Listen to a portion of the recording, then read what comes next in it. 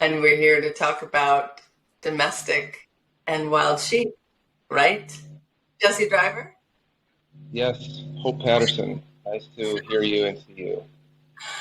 Awesome. Would you say that would you say that your kids are domestic sheep or wild sheep? Ooh, that's a good question.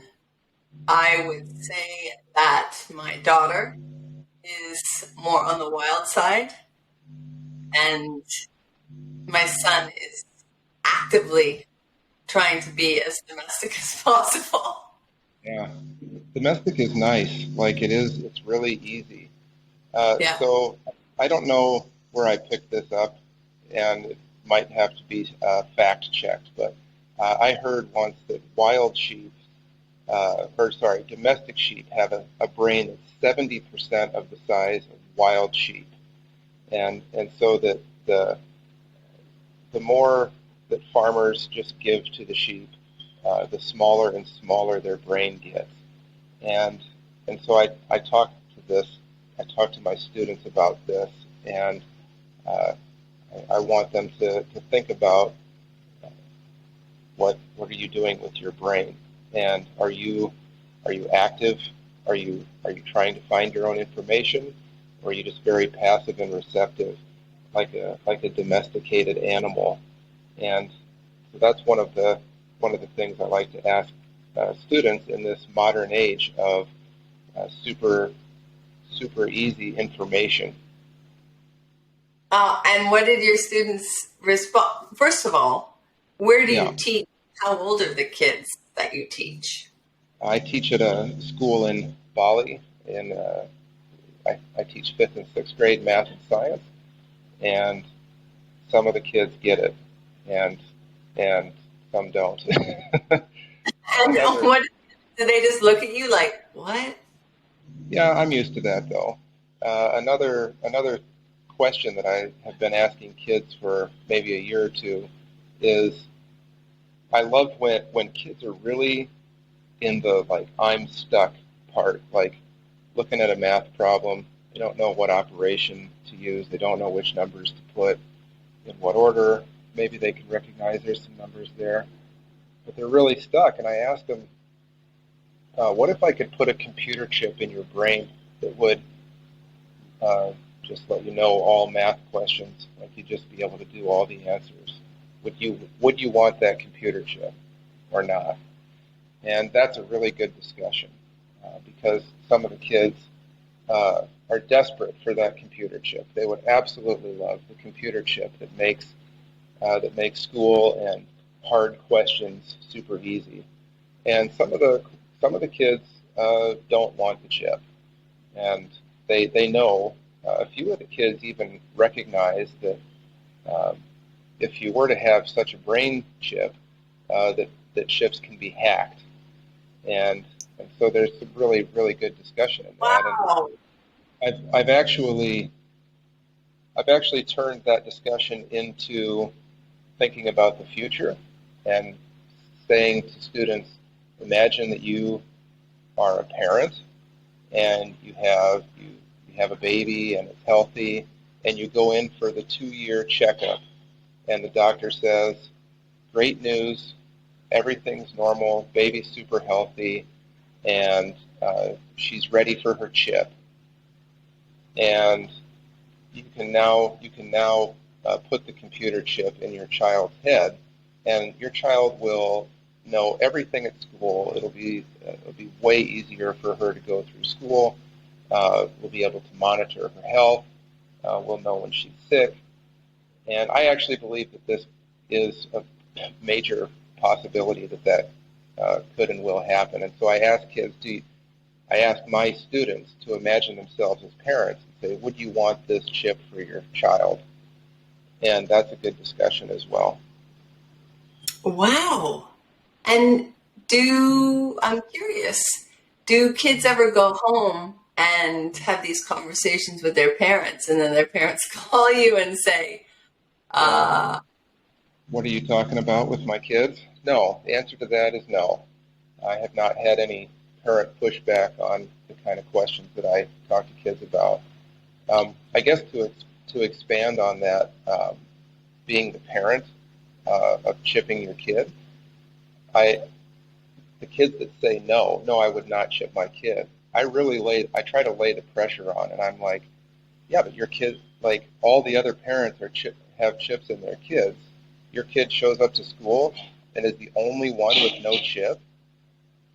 All the parents are like so happy about the chip. Are you really going to say no to the chip in that pressure? And the kids are like, yes, I no way am I going to put that chip in my kid.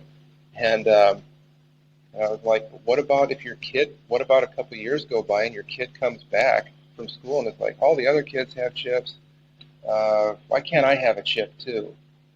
And I actually try to lead that into conversation of our cell phones are not that much different from a Right. chip in the brain. Not that much different at all.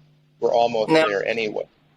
And so um, these are some of the types of conversations that I like to have with kids about the future.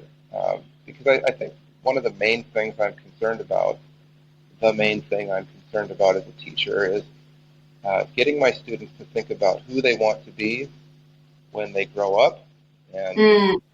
to think about uh, what they want to do with their life that they get to have and make choices with. And so a lot of my teaching practice and my dialogue with students is revolved around getting the kid to think in those ways. I remember that about you. We were lucky enough to have you teach both our kids or ask both of our children some of those questions. And you always stood out in their words as a grown up who talked to them like a fellow human, not like a kid who doesn't know anything. Uh, yes, and that is some feedback that I've had before from kids of all ages, and I've taught uh, basically from fifth grade to 12th grade. I have a pretty wide range that I deal with, and I get that feedback in different ways from different age groups, and Ah, it's and, yeah, I don't like to. It's really funny for me when I see other teachers lay down authority and like laying down the law. I said why because I said so. That kind of stuff. Um, that stuff doesn't really come naturally to me, and I just like to be with these smaller developing humans that are becoming human. So uh, well, it, they recognize that for uh, sure. And I I wondered, and I wanted to ask you along the lines of having some of these human discussions about the future. Do you ever see, when you're having some of these conversations, do you ever see a light bulb go off in a kid's brain of like they all of a sudden see something like cell phones in a different way, or they all of a sudden feel an ownership over their behavior or their path in life? Do you ever I like, yeah, yeah, I can I can say that I do see that at least momentarily. okay, And a kid will say something profound, or a kid will emotionally react and say, "No way is my kid getting that chip," or something like that. And so mhm. I do see that sometimes. I don't know if it's lasting because the culture that we have is so pervasive, so overwhelming. Um, I don't know how much longer there is to even be able to poke holes in it, and because it's so it's ubiquitous, and it's I guess for big kids, I one of the lines that I've had is um, and I really try to directly challenge big kids. Every single thing in this culture is poisonous and it's bad for you. Every single part of it. I'll say that to a kid and see what how they what do they push back and say no, it's not. Do they nod? Do they agree a little bit, or do they think, well, maybe some of it is bad for me, maybe some of it's good? But I like to challenge kids to think about yeah, their choices today and their choices in the future. And also, it's so rare for young humans to really hone in on and develop an opinion.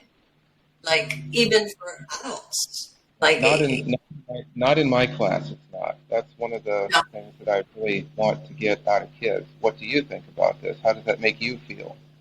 I Mm. want kids to express that all the time. Yeah. Well, I have a question about what do you feel?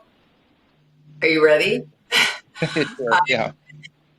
Well, you and I have talked about this a little bit, and as you know, I am fascinated and just spending a lot of time thinking about the future of education and learning, being a mom, and also working in education innovation. What are you feeling like is coming down the pike for education as a model? Yeah. Yeah. So what's coming? What's coming? And I um, don't have a very positive outlook on this, and I don't. What I what I see is a lot of disconnection. I Mm, think that one of the possibilities. So I teach I've taught in private international schools for most of my career, but I've also taught in um, low-income schools, and I wonder private families uh, might be able to like use their dollars to vote for real human teachers. hmm. But increasingly, our public systems will just rely on um, facilitator adults and screens with an AI tutor that gets to know the kid incredibly well, that learns about the kid, that has a bank of 100,000 math questions, can give the exact question to the kid that they need to do, can help them through that question. AI is probably a much better math teacher than I am, and what I suspect in America is that there will be like retired military, uh, some guy from the U.S. Marine Corps that's in his 50s, sitting at a desk telling kids to turn around and get back on the screen. Um, and it'll be a crowd control thing.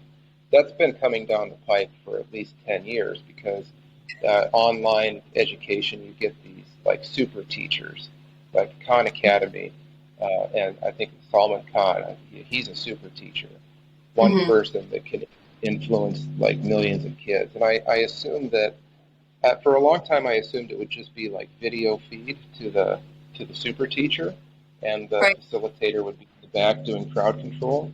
But now we'll actually get like machines that learn about the kid, which could actually, I absolutely know for a fact it'll lead to like attachment issues. Like I mean, first of all, kids are already more comfortable with a phone than they are most adults. Right. So if that phone starts to know about their emotions and ask them about them and talk to them in a supportive way, for sure we're going to have like emotional connections to machines, and I don't think that's very healthy for anyone. I know that that's coming because even in the earliest version of ChatGPT, it is able to understand what humans react to emotionally. So, for instance, I asked it to write a poem for one of my colleagues, and I said, please write a poem about being a Muslim teacher in a Hindu society. And the output poem um, hit on the human emotional part where two people cried reading the poem.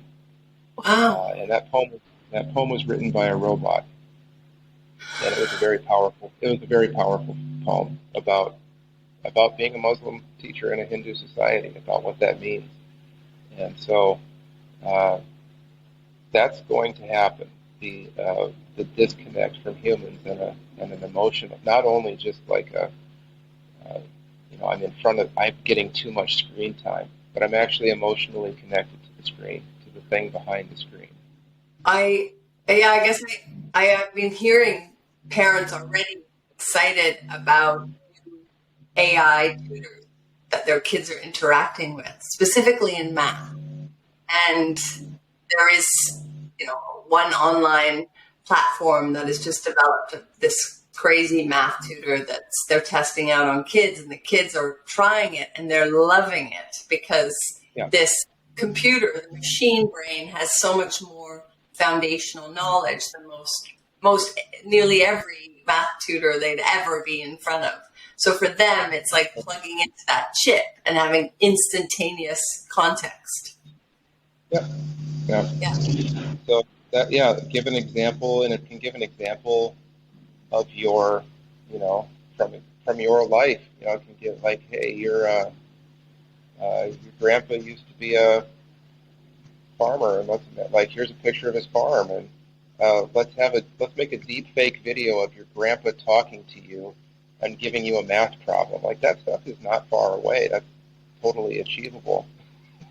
like, like it's Wow. bizarre. So what are you Really, going really. to do? Are you going to, you're a father. What are you going to do? I'm curious, taking it personal for a minute. What are you Yeah, going to do? yeah. The days of teaching as we know it are numbered, and in my talks with some colleagues, I really have to. We're walking into an unknown future. This could be a few months away. It could be a few years away. I'm. It might make my life easier. It might make it so that I'm able to not. I mean, like I said, I do believe that AI is a better math teacher than I am, and so if we can offload that portion of the day to the computer, and then I can fill my day with more relationship building and question asking and game. You know, I like to, as you know, I like to do games with kids, and so maybe I'll get to do more of that type of stuff. I think that might be the best case scenario, or maybe, um, maybe schools will die out and go the way of blockbuster video. I know. I know. My son, my 11-year-old son, dreams of Blockbuster Video. He even said to me the other day, he was like, oh, I just love the idea that you can't get everything at once. Like you could just wait and get excited about something, but you couldn't have it for Huh. watching a video or a movie. Yeah, it's quite bizarre to have watched. I'm from the last generation that can remember life before the internet, and Yeah, I'm with you. it's yeah, like watching that. You know, the internet came. I think the first time I saw the internet, I was maybe 12 years old, and Yeah. by the time I was 18 years old, it was already ubiquitous in our school. Computer classes, internet everywhere, and it started with one computer in the library has the internet, and you could book 15 minutes with a partner, and you and your partner could, you know, see what the internet was all about.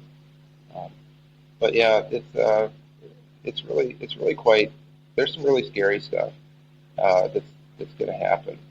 I'm shocked at the level that Alexa was taken up. So I haven't lived in the United States for more than a decade, but when I visited and I go to my sister's house and her husband are talking to a robot, hey, let me hear, turn on Phil Collins, turn it down a little bit, Alexa, add milk to the shopping list. Um, I find that incredibly disturbing, and what I see happening there is so what I've seen with the internet in my time is like this idea that it's going to be open, shared knowledge for everyone, and all this excitement about the internet, and within whatever 20 years or 25 years, it's become a method of control. Google is just mostly advertising. If you search something on Google, you can't even it's really hard to find where it is. So ChatGPT is, you know, you can ask it about resources. Hey, what are some good resources for, for gardening in the classroom. I asked it recently, and it gave me some children's books about gardening. I mean, it was far, far better and more balanced. And so what I'm, like a lot of people are excited about ChatGPT, about the possibilities of this AI augmenting human interaction, and it does do that. I do that with students. So, for instance, I use it to, I just ask it like, hey, can you give me some lesson objectives for velocity, acceleration, things like this for my sixth grade science. And like, oh yeah, I'm like, could you give two examples and please use the metric system for the examples. And I always say please. I want to be very polite to the new computer intelligence. I literally always am super polite to it. I ask it please and I tell it thank you. But the So what it does is it spits out a nice little one pager on my lesson, and then I say, hey, can you translate that to Swedish? I have a student in my class that's Swedish whose English isn't. Uh, she's learning a lot, but she's not quite there yet. So, boom, there's the lesson in Swedish. Can you translate that to Russian? Boom, give it to the student from Russia, and they love it because all of a sudden, like there it is. Yeah. Uh, there's their support structure, and it takes longer to print it out than it does to create it on the internet or on Chat GPT. Anyway, when I think about the evolution of the internet from that early stage of oh it's so great to where we're at now with censorship of information, with collaboration with the federal government, super control by big pharma, and now we get whenever when the AI chat stuff starts to take on those characteristics, and then also it's in your house because it's Alexa. Yeah. This this is stuff that I find absolutely terrifying, and we've been warned about this for 80 years now. Yeah. They've been warned. There were people who could see this. Quite Yeah. amazingly, that they saw it with such Do you precision have and an such example? accuracy. Do you have an example of anyone who you could refer to that was like, Obviously, you know, George Orwell. George right, Orwell, his right. concept Big Brother Yeah. is so it's creepy how spot on he was because there were devices in the home. Yeah. There was constant government uh, like control over information and so on. And if you kind of don't, I don't know where the distinction between big government and big corporate is, and so I kind of consider those to be one entity sometimes, and Yeah.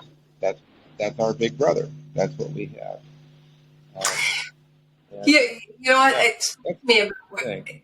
yeah, what you're sharing too is back to the beginning of our conversation, domestic and wild.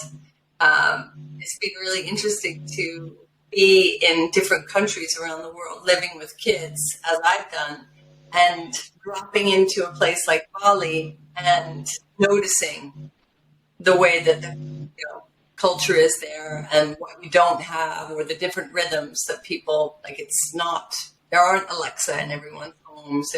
It's just it's a different reality.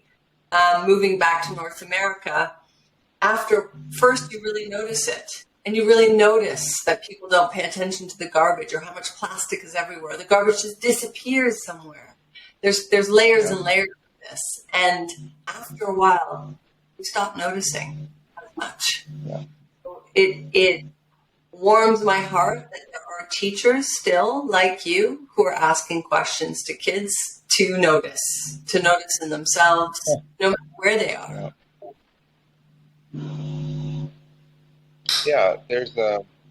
There's an interesting line in one of the Guardians of the Galaxy movies, and Yeah,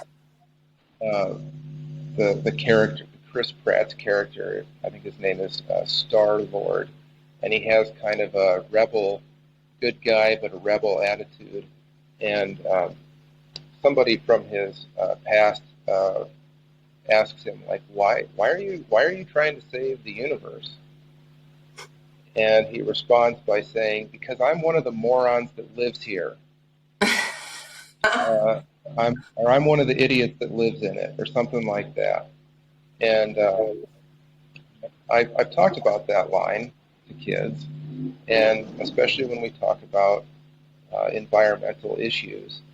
Um, how weird is it that we have to teach our young people that we are part of nature, that we are part of a living planet? That is bizarre when you zoom out and That's think that interconnected. That's should be interconnected. absolutely, yeah, it's absolutely obvious that we need this planet to be healthy, and yet the level Yeah. of disconnection is such that that's a lesson that people haven't heard before. And um, and yeah, that's a bit alarming, especially when we know that we're not moving towards more connection, we're moving towards less connection with Yeah. these new advances. So I actually I try to get students involved in local initiatives that have to do with waste management. And that might sound, how boring does the words waste management sound? But I mean, like super boring. And yet, if we don't do it, uh, we're in really, really big trouble. And and for me, I'm trying to show kids what makes me excited. Uh, I'm connected with a company called Geotrash Management. We have some solutions for uh, basically creating a loop within the plastic waste industry so that we can turn discarded household plastics and tires and rubber into valuable chemicals and stuff. And so I, I don't hide that from kids. I'm talking about it. I'm talking about this, my friend who's the CEO of the company. I'm talking about here's what Andrew said to me today. I want them to get to know these people that are involved in these initiatives. And so, yeah, I want them on board, like, uh, because they are human beings that, like Are me, living on are the the planet. people that live. Yeah, we're the people that live here. So, and that's been some of the stuff that the kids are the most excited about. And we have Andrew from that company is coming to give a speech next Thursday across the street at a club, and I've invited the students and families to that. Oh, Jesse, I love hearing you talk about your students and your interactions. I can't wait to bring my daughter back to your zone. Maybe we can come visit your classroom or come check you Oh, out. great! I would Um, love it. and thank you so much for sharing your thoughts and your wisdom on being with kids. More to come, I hope.